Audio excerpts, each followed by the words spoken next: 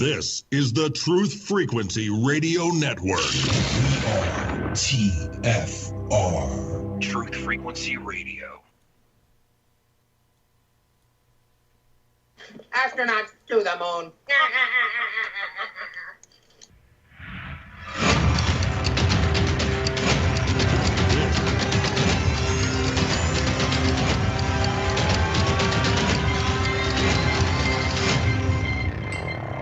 10, 9, ignition sequence start. 6, 5, 4, 3, 2. Not to get off track here, but I feel like we're in the Truman Show, and we're in a snow globe, and they just shook it up. Welcome to reality.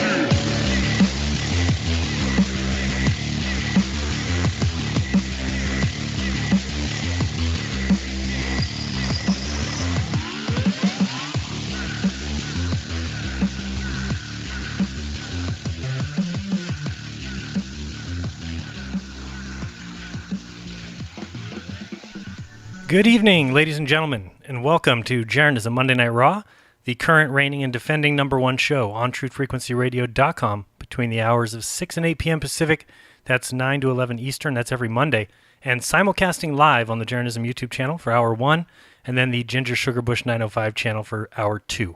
I'm your host, Jaron from Jeranism, and my co-host for the next 2 hours, back by popular demand and back from his vacation near Puerto Rico, the incomparable David Maldonado Weiss. David, how are things in the land of dearth?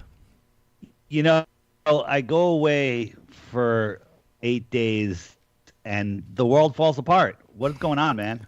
You get sick. I know, it was really ugly. Drama, yep. So yeah, David's been away for 3 weeks. I was here 2 weeks ago. I did a show called Behind the Curve. I then started a video on, I think it was Tuesday or Wednesday. And then, Dave, I got my ass kicked by pneumonia. Dude, that shit is no joke, by the way.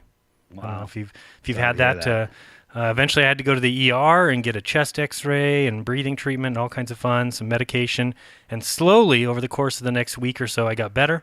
My temperature finally dropped below 100, which it was as high as 103.5. That's no fun. I stopped hallucinating finally, which was one of the fun side effects of that very high fever. And my cough began to clear, and I won't say I'm 100% yet, but I'm certainly getting closer. Dave, with my sickness came one of the benefits of a little change in my lifestyle. Did you know I have not had a cigarette in quite a few days? My last cigarette was on Thursday, the 28th of February. Can you believe it? I'm supposed to be proud of that. You should be very proud in the first place. Well, but still, let's take things as they are and realize that, man, I started smoking around the age of 16, so that's 20 plus years in a row of being a daily addicted smoker. And is this your first time quitting smoking? It is. Oh, yeah, by far. I've never even tried. All right. Yeah. So it came, That's a great start. It's a great start. I haven't had one yet. So I don't know. It's a personal victory, I guess. I will admit that I'm a bit irritable, a little bit more pissed off than usual. Why? I don't know. Could be I was pretty damn sick for a few weeks, or that as of the date of the show, I'm now a non-smoker. Not exactly sure, but David is not impressed, so screw him. How about that, David? No, you know, I just give people a hard time. I'm the type of guy that if I'm sitting next to a pack of matches and the smoker across from me says, hey, can you pass me the matches? I won't pass them. Oh, you're just one of those jerks?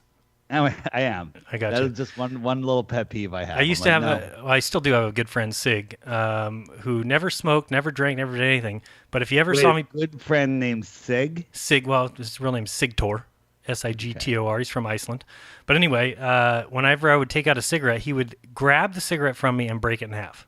Yeah, I wouldn't do that. Yeah, that's kind of a jerk move, but it also caused me to not really smoke around him because I was afraid of having my cigarettes broken in half. So anyway, I did miss a ton of Flat Earth happenings while I was out. Luckily, David tries to keep me up to date with little text messages and other such things. So thank you, David, for doing that. And during the break, I heard we did have a little Flat Earth drama while I was out. I heard it, didn't witness it, and glad it's over. Yeah, me too. Well, we hope it's over. But like I said, I was quite ill. I messaged Bob. This was late Saturday night, and said that there was no way I'd be on Globebusters on Sunday. At the time, my fever was still well past 100, In fact, I think I went to the ER that Sunday late evening into early Monday. So anyway, Monday comes and goes, and I start getting emails and texts about what happened between Bob and Nathan Oakley on Sunday's Globebusters. So, Dave, you know my opinion on drama, though, right? I hate it. Which is? I hate it. I hate it. I I wish. ignore it. Yeah. I ignore it. You know, Red Pill put it really, really well. He said that he was talking about Nathan and Bob, and that it's actually healthy to show that in this community, we are not like Globers. We are not a community of consensus. We have different opinions, Right. and we'll speak our mind, and we'll fight for the truth. So in the end, he says, and I agree, and that it is healthy, and we all just need to get past it and move on and just know that we don't agree to agree. I totally agree. No, I think it's, most times ridiculous. Many times these things kind of sort themselves out, and that's my hope with this particular disagreement. I, for one, I guess see both sides of the argument because on one hand, I certainly do not stand behind any ring laser or fiber optic gyro at all, especially because I've never seen one. I've never held one. I've never been able to witness what it actually outputs. So, I don't know about you, Dave. I don't think you've ever handled one, right? The whole ring gyro thing just doesn't interest me, and I've never really looked deeply into it. It's one of those things that I don't think is gonna prove anything in the end, and maybe that's just my ignorance, but it's not something that is capturing my attention. No, and for me either. I mean, because they certainly are technology, right? And I do think that there is science behind that. That there, you don't just have technology without science. Now there is a difference between the two. So whether it's all science or just technology is hard to say. Many people believe that these particular devices are absolutely science, from Robert Sungenis to Malcolm Bowden, all these guys who all say that these things are based on the Sagnac effect and that they're scientific and that they measure ether drift. That's what those guys believe. Then you have a whole nother set of mainstream science backers who claim that the device measures the spin of the Earth. Is the device measuring something? Well, I don't know. I think so, but everyone is welcome. Does a ring laser gyro have a physical thing spinning in it? Yes or no? Light. It has light spinning, but Not spinning, the light is not coming out necessarily of spinning. a physical thing that is spinning? Yeah, it's like light being sent in different directions, and basically. But is there a mechanical thing that is spinning? No, it's not a mechanical gyro. It's a totally different thing. Totally, it's kind of based on the same idea, but it's different because one is just using, lights going around, basically fiber optic. If you're talking about the fiber optic gyro, it's shooting lights in different directions. But here's the thing: is that they are used in airplanes. They're used in boats. They're used in submarines. So these devices are highly technical, and they do work. Now, some people say that they also measure a certain ether drift, and some people say, no, that's completely wrong, that you can't measure anything with it.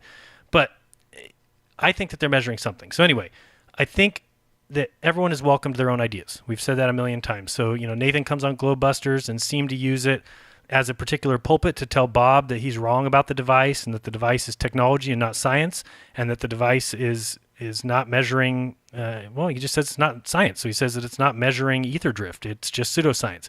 Again, a disagreement between two members of the community is one thing and should be perfectly acceptable. I think that should be fine. People should be okay with Bob having his opinion and Nathan having his.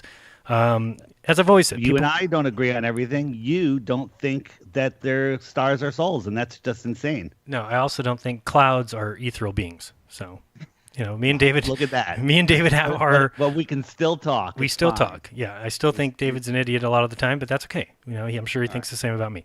Anyway, they're obviously extremely accurate technological devices that help planes fly and submarines. So, and then also some people say that they show a 15-degree per hour rotation. So if Bob believes, like so many in the science community, that rotation is being measured, then the question ultimately leads us to a decision of whether what is being measured is A, real, B, Earth spin, or C, ether drift, or universal ether spin, whatever you want to call it. So both of those guys can have different opinions about that. That's fine. And the drama around it is, in my opinion, kind of nonsense. So that's where I stand.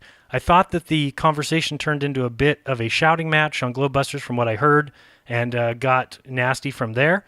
Bob has his belief about it. Nathan has his. Hey, that's fine, right? And where it should be, but it's gone beyond that, and that's where I think it has become about something it is not. And Dave, just say again. Well, you said Red Pill Philosophy said that we're not like the Globers and the fact that we're not an echo chamber, right? We're not an echo chamber of consensus, correct? And I totally agree with that. Right.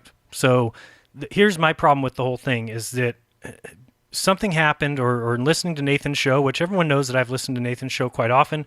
It's something I listen to when I go for walks in the morning. I think it's a great show. It does a good job of exposing some of the Globers and their beliefs. I think that that's fine.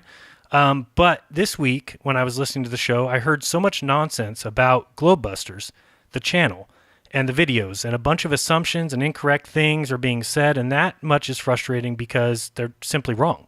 So sadly, I even told Sleeping Warrior, or Anthony Riley, I know we're not supposed to call him Sleeping Warrior, but I told him exactly what's going on with the Globebusters channel. He asked me in a Skype chat, I told him exactly what's going on, and yet this week I've heard him allow Nathan to continue saying things about it that's just not true. Like things like Why don't you tell everybody, because the chat's going wild, all the Globers are in there saying that Globebusters deleted the videos because the gyro proved the Earth was round and defeat.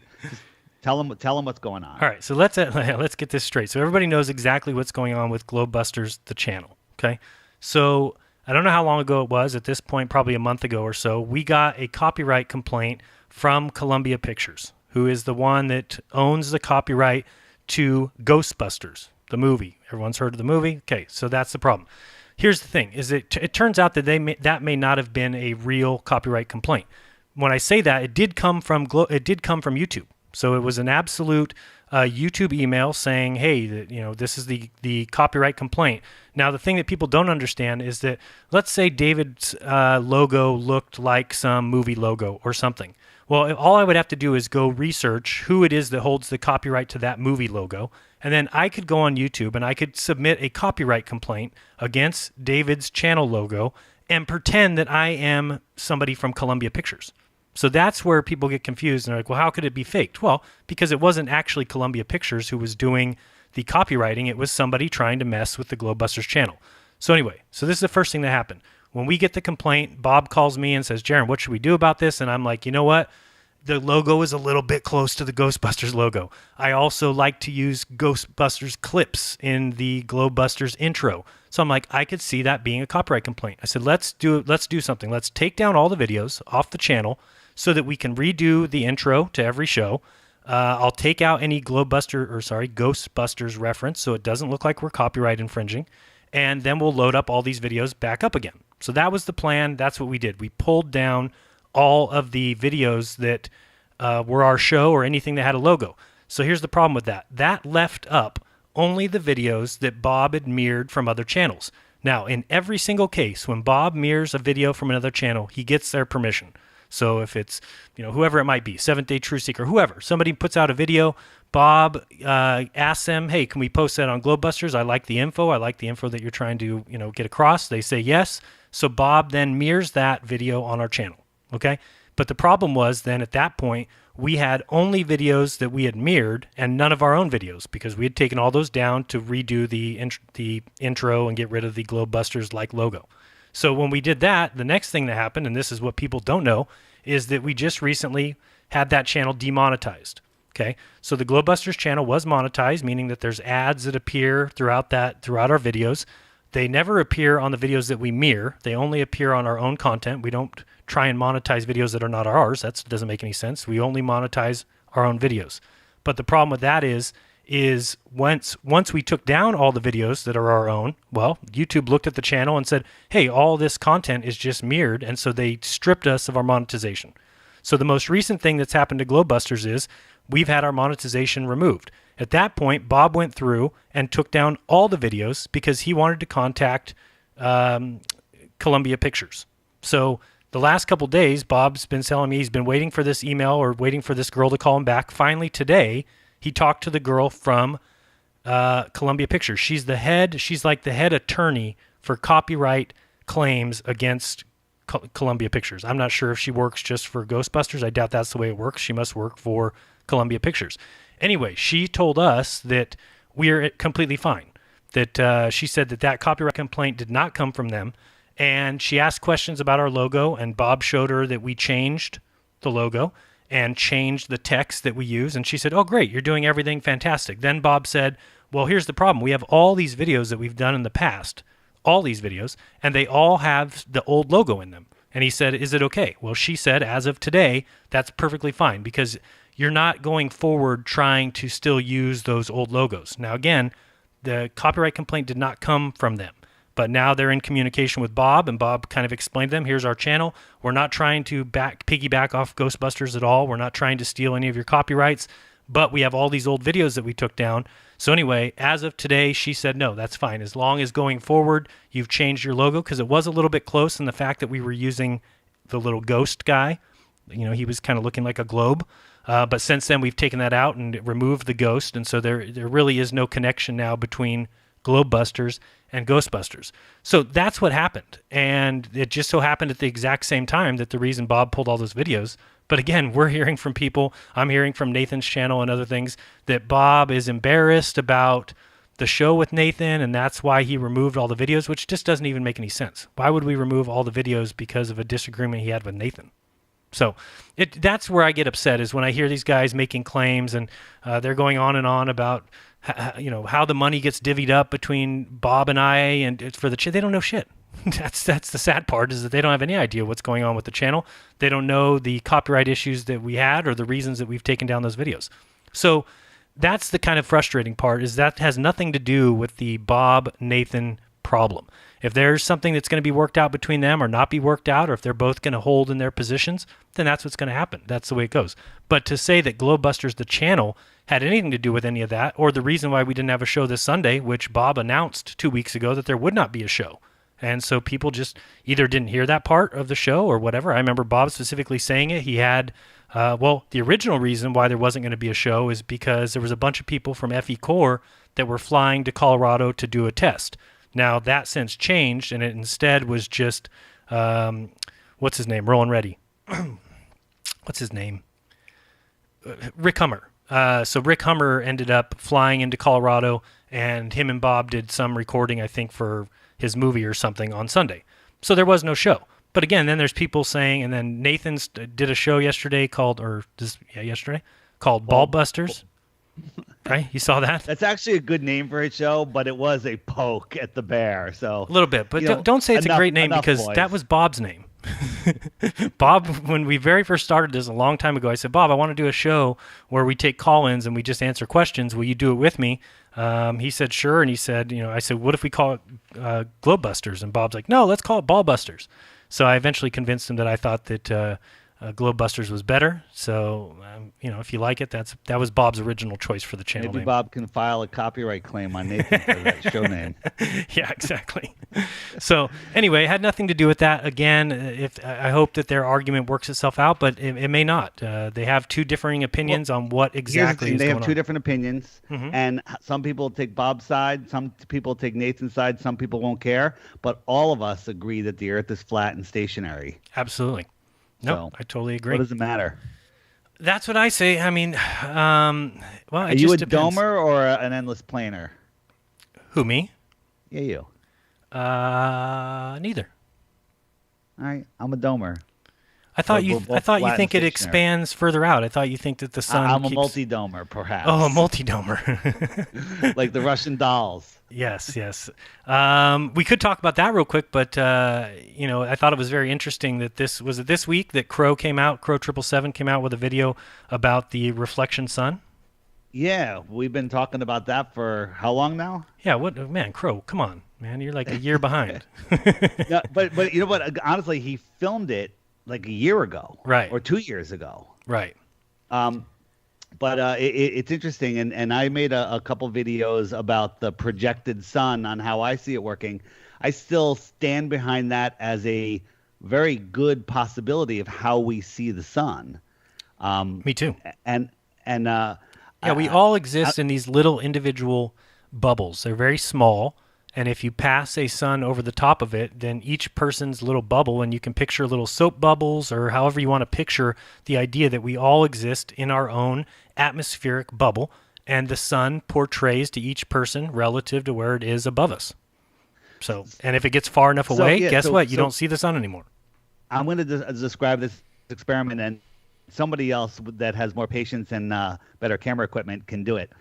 So you get a sheet pan, like a big cookie sheet pan, and you put some soapy water in it, and then get a straw and blow a bunch of small bubbles in it. And so you imagine each person is standing underneath that bubble in the center, and that bubble is the limit of their vision, and where the things from the heaven manifest or appear. Right. So if you hold a light above it, let's say 6 inches, a foot above it, and move it across the pan, you'll see that light go from rise over the top and set on each bubble as it goes across. And the one over on the east side of the pan will rise and set before the one on the west side of the pan as the light moves over. Correct. And then the bubble, just zoom. the bubble the bubble that's directly below where the sun is at that time would have the sun render at exactly the 90 degrees zenith position.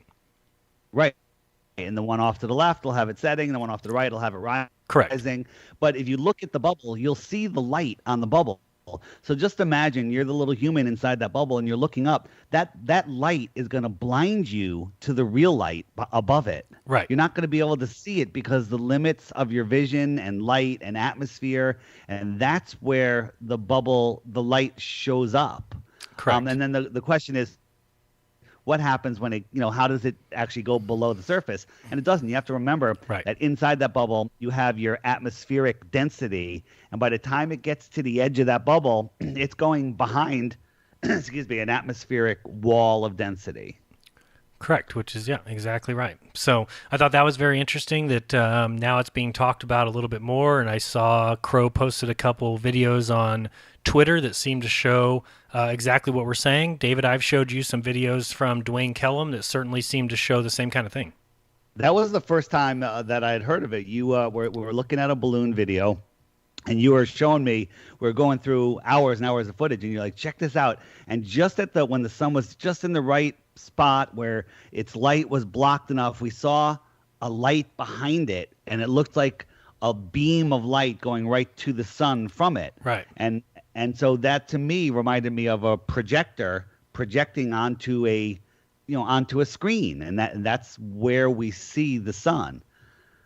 So under the proper light conditions, a lot of people during eclipses film this other body next to the sun, and that's because the eclipse is blocking most of that light, and when that light is reduced enough and you're in the right position, bam, you can see the lighter, smaller source of the sun, in my opinion. I totally agree. No, so excellent there. Let's see what else we had to talk about.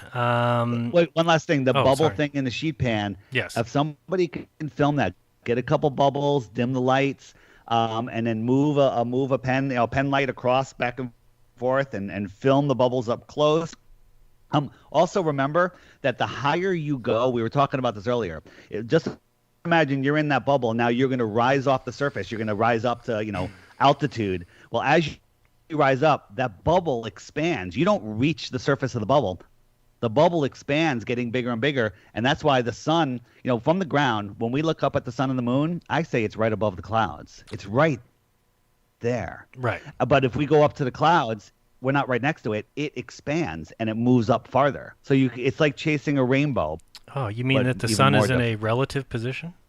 A relative position to you. So as you go up higher, your dome gets bigger. Your atmospheric bubble pad, personal atmospheric dome gets bigger. Right. And again, it's the same thing for globers, that they can't measure the distance to the sun using triangulation.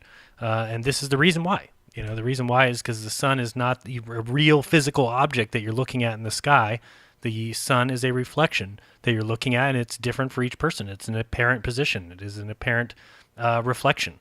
And we have talked about it before, that if you have all those people at the beach and they're all watching the sunset, all of them have a sunlight trail that goes across the water from the sun to their feet, but they cannot see anybody else's. It's very... Right, and the sun that they're seeing isn't in the same position. No. Either. It's not that just that light trail to their feet has moved. The entire position of the sun has moved. Correct. Yep. Yeah. Nope. Great point there. What did you think of the Logan Paul little trailer that came out today? Did you enjoy that? It was really good, but there was a part maybe a third of the way through that was really excellent. But the entire thing is that the one where the exciting. Jew shows his face? Where what? Where the Jew showed his face? Yeah, where some guy was asked about do you think all planets are round? Right. Something like that. That was good. Yeah. David had his little cameo in there. I think the question was, do you believe that all other planets are round? And David had gave the great answer that he doesn't believe all other planets are planets.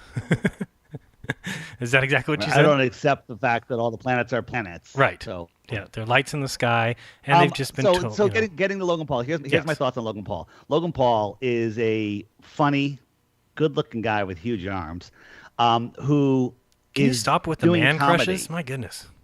He's doing comedy. Yes.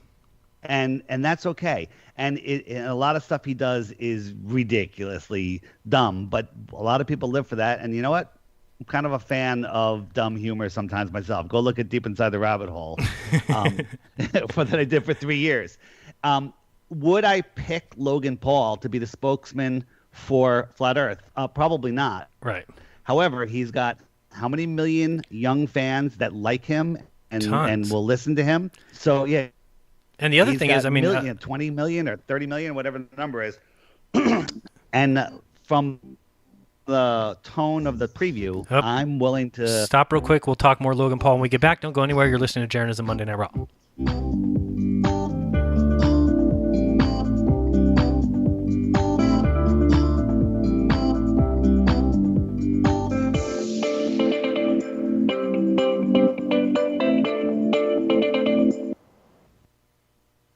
Extendivite is more than just a heart tonic. Do you have any of these symptoms? Night cramps in the hands and feet. Your arms and legs often go to sleep. On short walks, do your legs get aches and pains? Is your memory worse than it used to be?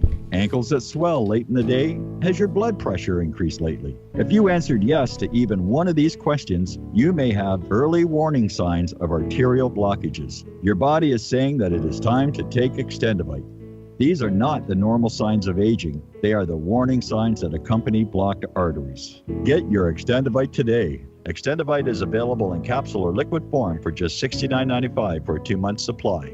To get started, call 1-877-928-8822. That's 1-877-928-8822 or visit heartdrop.com.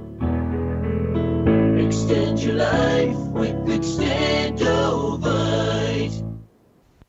Hey, it's Grace. Can we talk about something serious for a minute? Your age. Getting old has its perks. But remember, being a few years younger, you know, your hair was thicker, you didn't have so many wrinkles, that extra weight wasn't haunting you, and you just felt better. Well, we can't turn back the clocks and go back 10 or 15 years, but you can start feeling and looking 10 or 15 years younger with Nature's Youth RSF. It's a doctor-formulated daily supplement that helps your body maintain its peak performance and fight the aging process. Imagine sleeping better, looking better, and feeling better. See how Nature's Youth RSF has helped thousands of people just like you at nature'syouth.com. nature'syouth.com. Imagine how it will feel when your family and friends are asking you what you did to look so good. Your secret will be Nature's Youth RSF. It's time to start looking better and feeling better. Learn more and order your Nature's Youth RSF at nature'syouth.com. That's nature'syouth.com. That's nature'syouth.com. For 5,000 years, the world was ruled with wooden ships by one man. 242 years ago, a small group of free men crafted a new nation built on liberty and freedom. Global elites have been fighting to destroy this new nation called America ever since. Based on actual events, Charm of Favor tells a true story of how they corrupted the election system. They infiltrated federal agencies and murdered witnesses, judges, and even presidents to keep from being caught. Now, the largest and wealthiest crime syndicate the world has ever known has been drawn out of the shadows. They have killed hundreds of Americans and recently attempted to assassinate half our congressmen. Still, they escape arrest through an almost supernatural charm of favor. Read Charm of Favor and be prepared to open your eyes to what may lie just around the corner. Charm of Favor is available on Amazon and Barnes & Noble.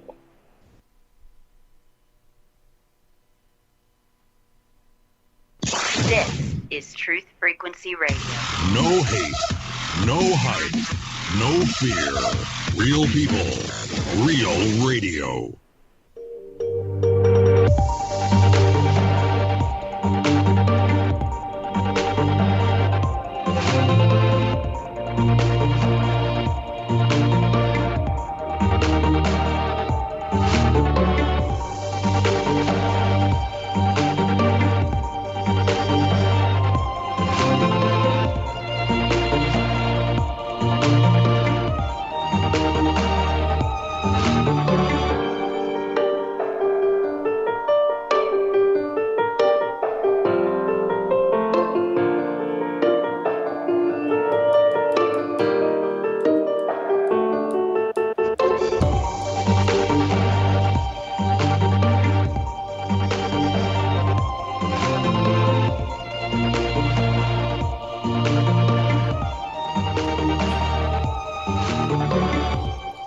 All right, welcome back. You are listening to Jeranism Monday Night Raw. Thank you for joining us. We do appreciate it.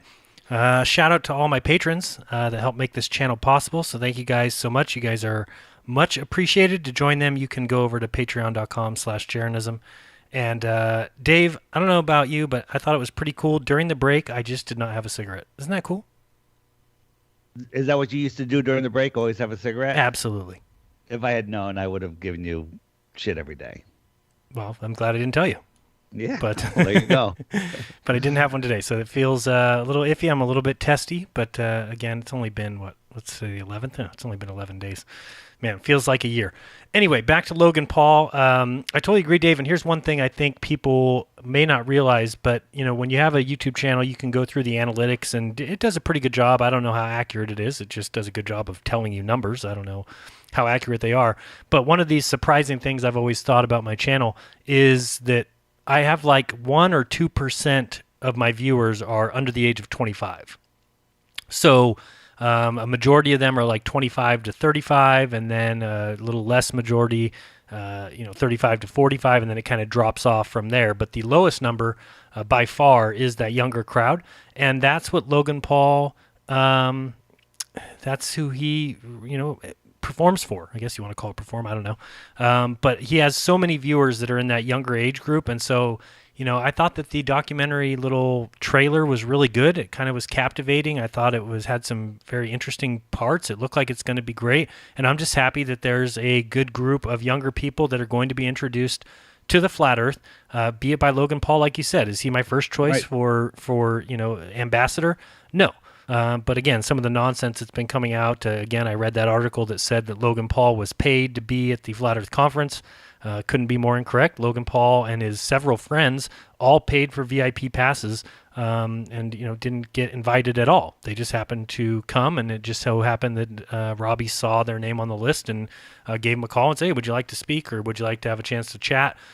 So I think it's great. Could it be a hit piece? Maybe. Who knows? I don't think so. I'm wagering a bet that I don't know if he's going to come out full out saying the Earth is flat, but I think he's going to leave the question mark as leaving everybody wanting more, wanting to research flat Earth. That's my opinion. Right. I could be totally wrong, but I don't think so. No, and again, it's just, we could talk real quick about the movie Behind the Curve.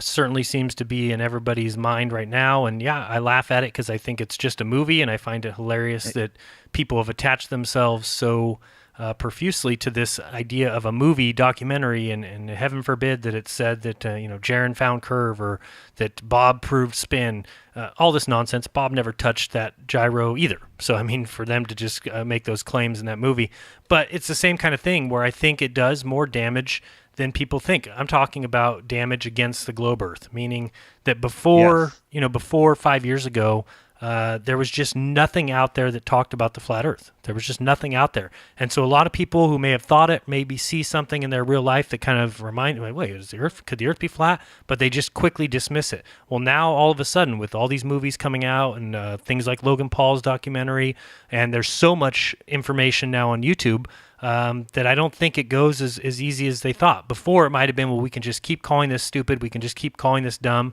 and people will be chased away from it. But with the amount of lies in mainstream media and the amount of lies that we know that are out there and what's being taught in public education, what's being taught in private educations and the highest education centers, when you find out all those things are lies, people now, when they hear Flat Earth, they don't just dismiss it offhand. All of a sudden, it's something that makes them say, hey, I'm going to look into this. And that's all that I want.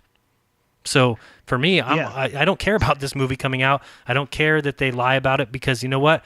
People need to expect that. I mean, this is the biggest lie that there is. So it's not as if the biggest lie that there ever was is just going to come out with videos that prove that the Earth's flat. That's just not the way it's going to work. The thing with Behind the Curve is there's just three groups of people. One, people that will watch it and go, huh, that's interesting, and I'm going to look into Flat Earth more. And doubling back, the producers, they're making a movie. They made a love story. They made comedy. They're trying to keep people's interest. And then they probably smelled the money in being a little deceptive at the end and being able to sell it to Netflix as a propaganda piece. But in the end, people are going to see it, and they're going to look into Flat Earth. Then there's another group of people that are going to look at it and go, that's it, Flat Earth is ridiculous, and they're going to rail against Flat Earth. Well, those are the same people that before that movie won't look into Flat Earth and will rail against it. The people that are most upset are already Flat Earthers, so I don't really care. No, yeah. And people can... Wait, and then I want to talk about Logan Paul for a minute before we get off that topic. Okay. If anyone has looked into his chat, he's got the chat is out of control. The comments are coming in still at super fast pace, but there's a huge amount of people just with the stupid, why don't you fall off the edge? Or, just all of the dumb Flat Earth stuff. Right. You're crazy. He's lost his mind. Just saying stuff. And what happens is when you watch a video and you have a little opinion on it. But then you look at the chat, and the chat really sways people's opinions often. It even happens to me sometimes. I was looking at a video today, the one I sent you earlier. I'm like, that's pretty cool. And then I read a bad comment, and I was like, maybe I won't share that. And it just swayed me. So if Logan Paul hears this, or if anyone is talking to him, I have an idea that when he comes out with his documentary, to release it to the Flat Earthers on unlisted, 6 hours, 12 hours beforehand, so we can watch it and start the comment thread off with intelligent, healthy comments. That way people can jump on and they could add whatever they want after that, but we'll already be in there and backing up anything that he needs backed up. What do you think about that idea? Well, I think it's great, but I don't think there's an option for release this to only Flat Earthers. There is. What is that option?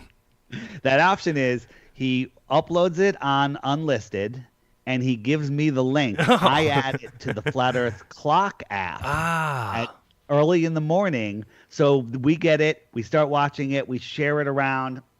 And then, 3 hours, 6 hours, 12 hours later, he releases it to all of his fans. There's no loss to him. No. It's only going to help support his video with intelligent comments, because I have to say the Flat Earth community is an intelligent community, or people that actually think and have looked at the evidence and have broken the programming. So that's my idea. Logan Paul, he does listen religiously to the show, by the way. So Logan, if you're listening, I said he does listen religiously to the show. So when he hears this, make sure you know that David will put that out on the app first, the Flat Earth Sun and Moon Clock app, and then we'll all go in there and make great comments, and then you can release it a few hours later.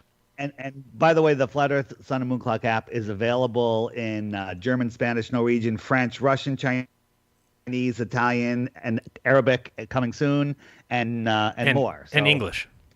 And barely English. Yeah, barely English.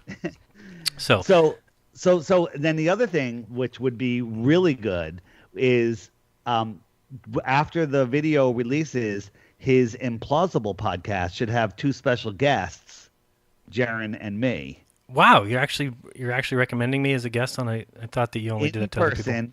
We'll go to his studio and record an epic Implausible episode where I guarantee it'll be his largest viewed episode ever. All right, Logan, if you're listening, give us a call. We can travel to L.A. We'll be there. Yeah. I'm assuming that's where he does his podcast, but I don't know. So, so that's great. On at his house. What? I'm hoping it's at his house. He's got a sweet looking house. I saw that. It's pretty nice, huh? Does that come from just eating, tricks out of your bathtub and stuff like that? That's all you got to do to... Yeah. I got into the wrong business. Yep. Trying to get fat off this flat earth, as people tell me. They like to say that. Yeah. Wait, and also, an Orphan Red pointed out that Logan has added a spinning globe to his backdrop on his podcast. Why he did that? Maybe he's mocking it. Maybe he's trying to win the overall opinion of his viewers. I just think that a lot of people put globes on because there's so many globes on so many newscasts. It kind of seems like a cool thing to do. Well, the other thing that a lot of people don't realize about the globe is it's not copyrightable. So that's why you see it in so many logos and everything, because anybody can put a spinning globe and they don't have to worry about getting copyrighted. So anyway, there's not a lot of things. One last thing. People are asking, George said he wants it in Serbian, the app. Anyone that wants the app in their language, shoot me an email at info@theflatearthpodcast.com. I will send you a spreadsheet with the things that I need translated, and we'll get it into your language as quick as possible. So info@theflatearthpodcast.com. Offer your language, and we'll get it going. It's pretty easy to do. All right. And so I did talk about Behind the Curve last week, so you can check, or not last week, it was a week before. You can check out that video on my YouTube channel where I discuss and talk about that experiment. And then if you listen to the second hour, which I'm not sure, I think you might have to go to TFR to hear that, but there was some very interesting phone calls. We had a phone call from a girl that was there that was a flat earther who said, oh man, they totally misrepresented your experiment. The call after that was from the Glober who was at the experiment, who then tried to say, oh, no, they didn't misrepresent your experiment. And I said, oh, so, you and I, when we walked away from that experiment, did we say that anything was proven? Could we duplicate any of those results? He's like, well, no. I'm like, well, then how do you say that they didn't misrepresent the experiment? So pretty funny show. That was 2 weeks ago if you want to check that out. But we do want to go back there. We do want to do that observation again. One of the things that I finally understand, I think what they're getting at when they're talking about the weeds that could have possibly been in the way, comes from the fact that if you go on Google Earth and try and draw that straight 4-mile line, it does not stay right on the road. It actually veers back and forth off that road.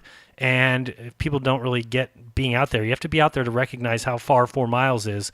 And it's very difficult to determine whether or not that line of sight is ever being blocked by any kind of weeds growing from the ground. So we're going to go back pretty soon. Right now, Enrique was there recently and said that the weeds are way lower. And so the goal is just to put up the observation holes at a height where they can't possibly be blocked by any weeds, even if that takes us cutting some down or whatever we need to do, and then try that observation again. So that is the plan. We are going to be doing that soon.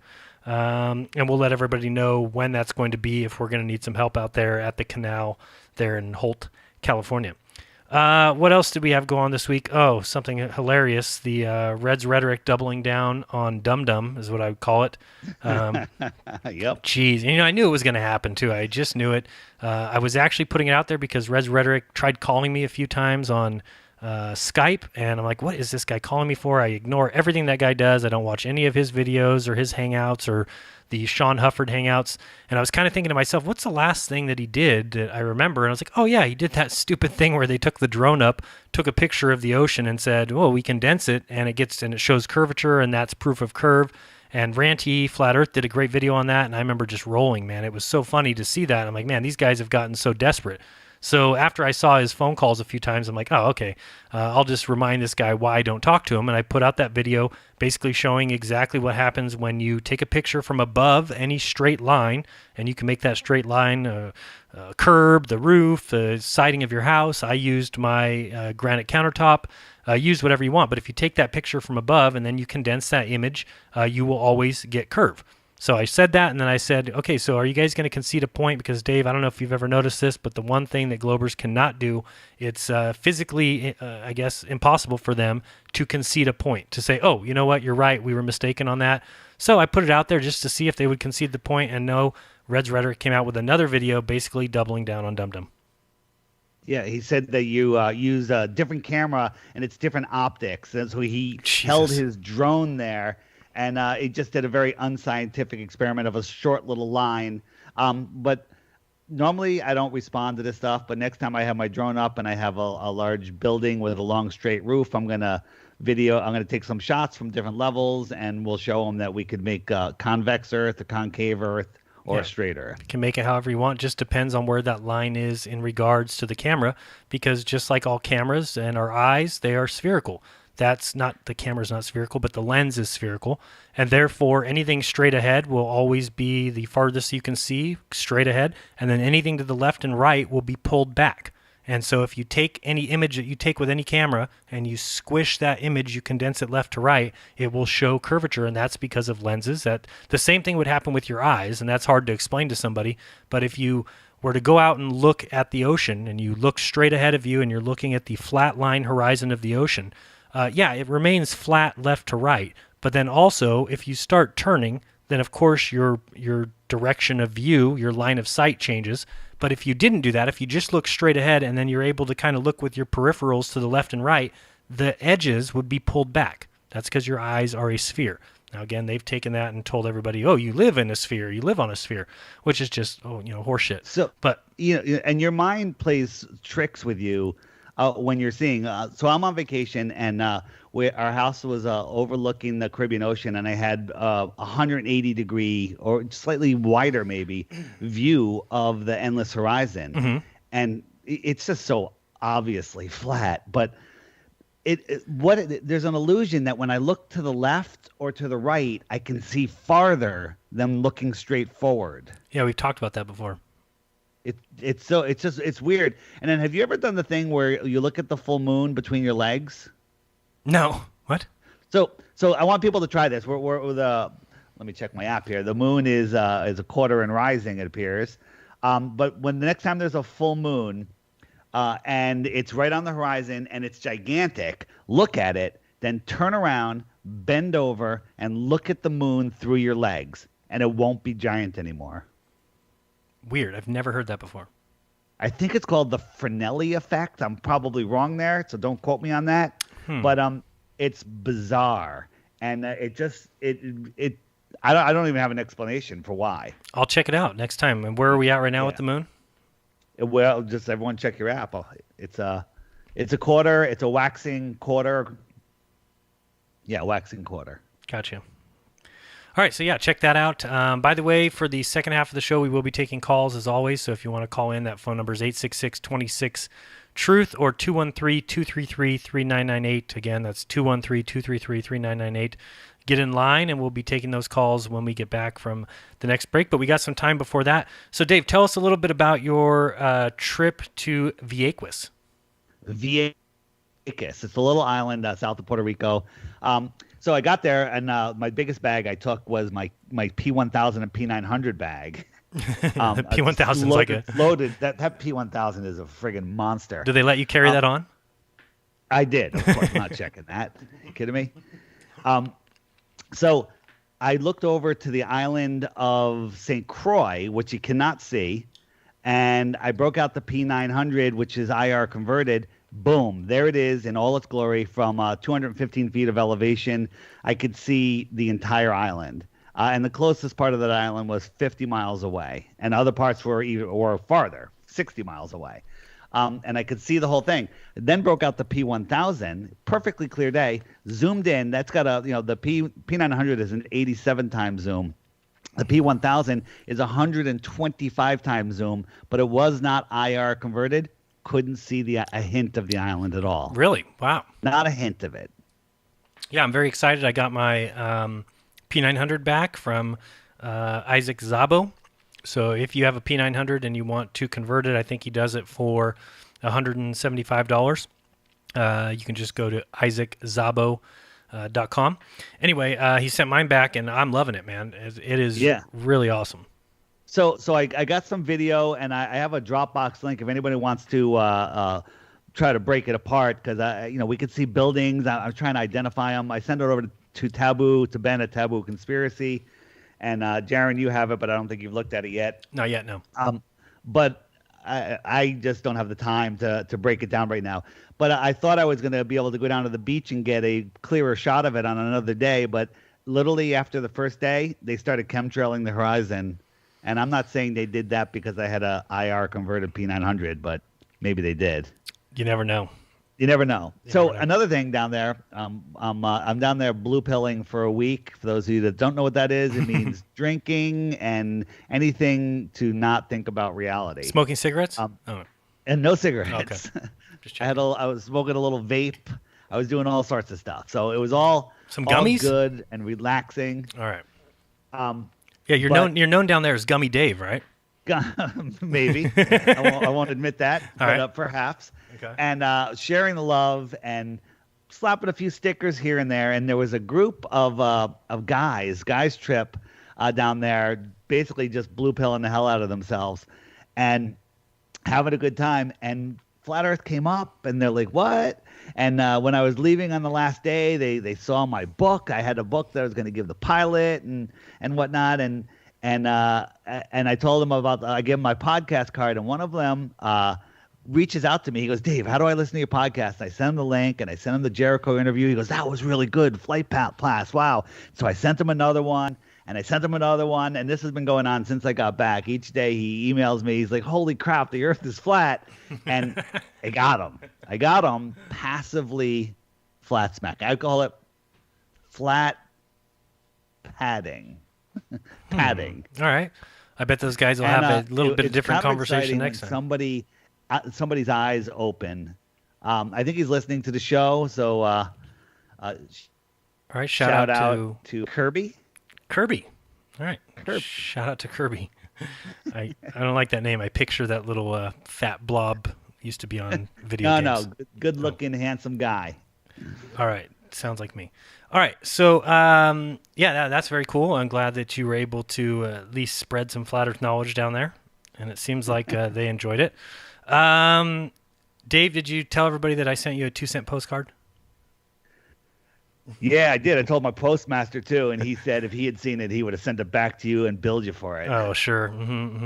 No, I've been, and thank you to everyone. I've been getting a ton of mail to my P.O. box with 2-cent stamps on them. So, everyone very excited about it and saying, hey, thanks for the information. And they just wrote to say thank you. So check out that video if you want to learn how to send any mail. And for everyone who's sent me mail, I'm a little bit behind on responding because I'm redoing my postcards. So everybody out there who has sent me something knows what my postcards look like. But that was before I learned about the 2-cent postage thing. So I have to redo all my postcards so that they don't have zip codes on the back and et cetera, et cetera. So those are being redone, and then I will be mailing those all out to people who have been contacting me through the P.O. Box, which is 3044 Merced, California, 95344. So anyway, just wanted to point that out there. Again, when we get back from break, we will definitely be taking calls. We got some time before then. What did you think of the Eddie Bravo, Joe Rogan, and Alex Jones conversation? I thought it was pretty interesting. Remind me what Alex wasn't horrible, right?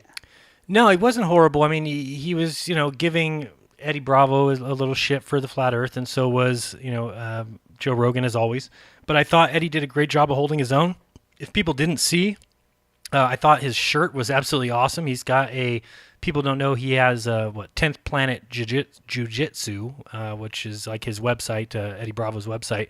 And he was wearing a shirt, very cool shirt, that said 10th Planet on it, but it's got the flat Earth map, and it was never brought up on the show. I was kind of hoping he would point it out, but he didn't. But it's got the flat Earth map on it, and instead of saying 10th planet, it says 10th plane, and then has the T just has the outlining.